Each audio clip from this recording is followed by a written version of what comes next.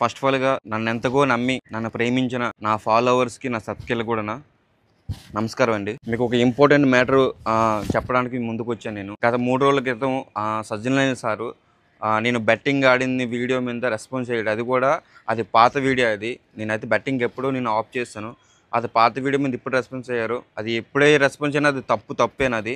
ఆ తప్పుని మనం నిజాయితీగా ఒప్పుకునే మైండ్ కూడా ఉండాలి. ఎందుకంటే తప్పు ఏదైతే చేసామో ఆ తప్పు కన్నా మనం ఒప్పుకోవాలి.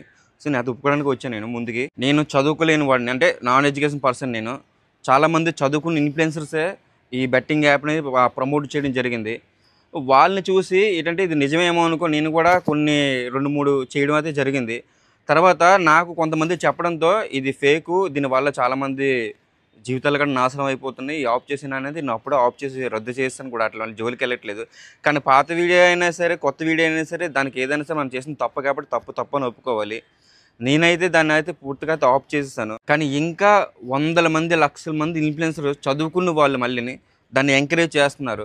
సో, వాళ్ళని చూసే నాలాంటి చదువుకున్న ఇన్‌ఫ్లుయెన్సర్ కూడానా దాన్ని నిజమే అనుకోని చేశారు. కానీ ఇంకా చదువుకున్న ఇన్‌ఫ్లుయెన్సర్‌కి చెప్తున్నాను. చేసిన తప్పని చెప్పి ఒప్పుకోవట్లేదు వాళ్ళైతే. అది ఎవరైనా మీ మైండ్‌కి వదిలేసాను. అలాగే ఇక నుంచైనా సరే ఈ బెట్టింగ్ మాఫియాని నేనైతే ఒప్పుకుంటున్నా. నేనైతే దాన్ని అంతం చేస్తున్నా.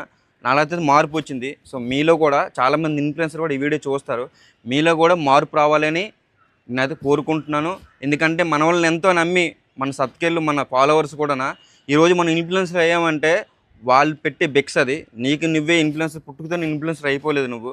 వాళ్ళు మన టాలెంట్‌ని గుర్తించి మనలో నుంచి ఏదో ఒక రకమైన ఇన్ఫర్మేషన్ లాగడానికి మనల్ని ఫాలో అవ్వి మనల్ని ఇన్‌ఫ్లుయెన్స్ చేశారు సారీ. చేసిన తర్వాత మనం వాళ్ళకి నచ్చినట్టుగా వాళ్ళకు పనికొచ్చే దానంగా మనం వీడియోలు చేయాలి. లేదంటే పనికొచ్చే మెసేజ్‌లు ఇవ్వాలి మనం. పనికిరానివైతే ఇవ్వకూడదు. నేనైతే చేసిన తప్పైతే నేను నిజాయితీగా ఒప్పుకుంటున్నా. చేసిన తప్పే. ఇకపై దాని జోలికెళ్ళినా దాన్ని ప్రమోట్ చేయడం జరిగితే నేను సోషల్ మీడియా నుంచి నేను తప్పుకుంటా. అసలు సోషల్ మీడియాలోనే నేను కనిపించను. ఇది నా సబ్‌స్క్రైబ్ మీద అలాగే నా మీద కూడా నేను ప్రామిస్ చేసి చెప్తున్నాను ఇది. అలాగే మిగతా ఇన్‌ఫ్లుయెన్సర్లు కూడా ఈ వీడియోని చూసి మీరు కూడా మీ సబ్‌స్క్రైబర్‌లకి, మీ ఫాలోవర్స్‌కి కూడా పనికొచ్చే వీడియోలు చేయాలని, ఈ బెట్టింగ్ మాఫియాని అంతం చేయాలని నేనైతే మనస్ఫూర్తిగా కోరుకుంటున్నా. అలాగే సజ్జనల్ సార్‌కి కూడా సారీ చెప్తున్నా. సార్ మీరు నాకు ఇచ్చిన వార్నింగ్ కరెక్ట్‌గా అయింది. కరెక్ట్ సూచనలు ఇచ్చారు సార్ మీరైతే.